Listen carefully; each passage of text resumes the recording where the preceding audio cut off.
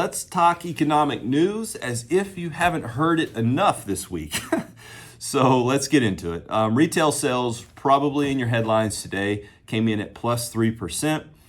What does that mean? That means we're still spending like crazy. For whatever it's worth, the consumer just will not give up.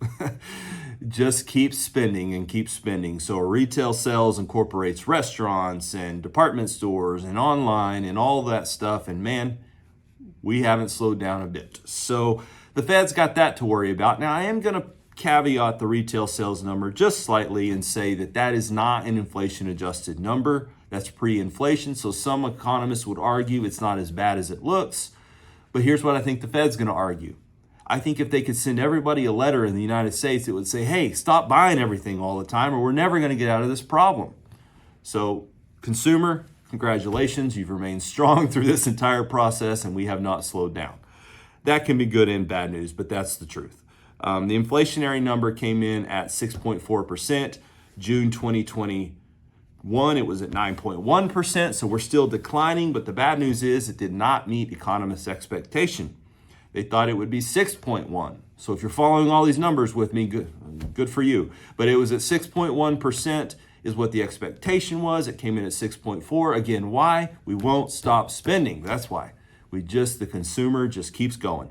And again, the consumer has really boosted our economy for the last 15 years. We've been the driving force behind the growth and the steadiness and the positive economic news for 15 years. And, I don't know why we need to stop now, right?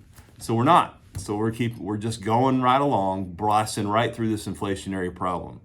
I can dive down deep into that further, and I may in the next video, because we can actually look at how consumers are doing it.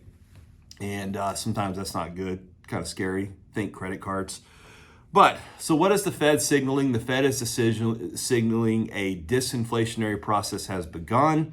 That's the reduction of prices, so that's good news. Disinflationary means maybe there's light at the end of the tunnel. So with light at the end of the tunnel, when can we expect the Fed to stop increasing interest rates? And I'd say most people are saying as early as 6 months from now. But if we continue missing this monthly number, it might actually even be longer. I know they're targeting 5 to 5.5% at the federal funds rate. Keep in mind, just 12 months ago, it was almost 0%, the federal funds rate. So there has been a tremendous change in the world of interest rates and credit and fixed income. That said, I want to remind everybody, we grow through your help. So if you think that we can help anybody you know, friends, family, you name it, we love an opportunity to chat with them, to hopefully be a voice of reason into their fear if they're experiencing that right now, or certainly just a second opinion for whatever they're doing financially. We'd love an opportunity to talk with them. The phone number is included in this video. If you have any questions, comments, please give us a call. Take care.